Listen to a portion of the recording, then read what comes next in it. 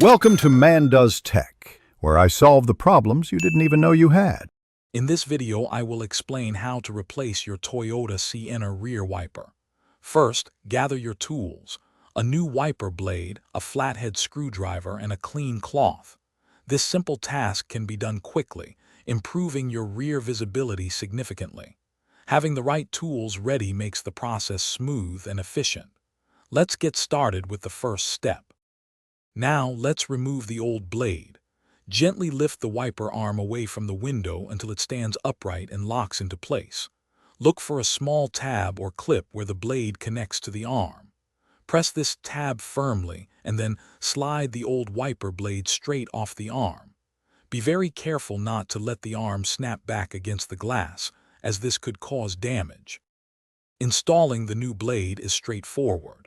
Take your new wiper blade and align its connector with the hook on the wiper arm. Slide the new blade onto the arm until you hear a distinct click, indicating it's securely locked in place. Once attached, gently lower the entire wiper arm back down onto the rear window. Give it a slight tug to ensure it's firmly seated. To finish, test your new wiper. Spray some water on your rear window and activate the wiper to ensure it clears the glass effectively and smoothly.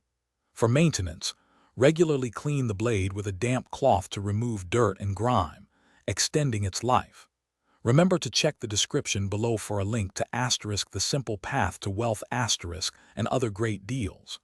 Replacing your rear wiper blade every 6 to 12 months ensures optimal visibility and safety.